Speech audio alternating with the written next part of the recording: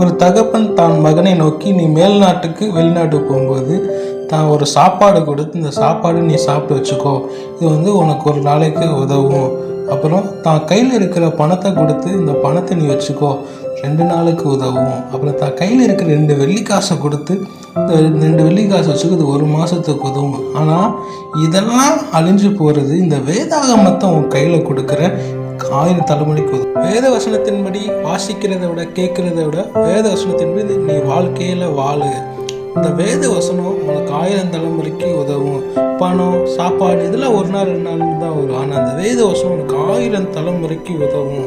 அதான் யோசுவாட்ட சொன்னார், இந்த வேத பிரமாணத்தை நீ செய்கிறதுக்கு கவனமாயிரு. நீ செஞ்சனா இந்த வேத வசனத்தின்படி நீ இந்த வாழ்க்கையில் நீ வாழ்ந்தனா நீ உன் வாழ்க்கை ஆசீர்வாதமாக இருக்கும். நம்ம தேவன் கிறிஸ்தவனாக இருக்க நம்ம வாழ்க்கையில் அழைக்கலை, ஒரு சீசனாக இருக்கிறதுக்கு தான் இயேசு கிறிஸ்து நம்ம வாழ்க்கையில் அழைச்சி இருக்கிறாரு. அப்போ அவருடைய உபதேசத்திலையும் அவருடைய வசனத்தின்படி நம்ம வாழ்க்கையில் வாழ்ந்தால் நம்ம பொய்யூருக்கு வந்தோம். பொய்யூர்லேருந்து மெய்யூருக்கு போக வழி தெரியல. அந்த பொய்யூருக்கு ஒரே வழி இயேசு கிறிஸ்து ஒருவரே. பையூருக்கு கர்ப்பப்பையிலேருந்து பொய்யூர் இந்த உலகத்துக்கு அந்த உலகத்திலேருந்து மெய்யூர் பரலோகத்துக்கு போக வழி தெரியவில்லை. அந்த பரலோகத்துக்கு போக ஒரே வழி இயேசு. நடக்கிறேன் தகப்பனே, உங்க பாதை நன்மை என்று நம்புகிறேன்.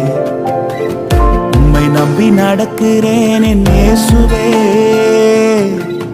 உங்க பாதை நன்மை என்று நம்புகிறேன்.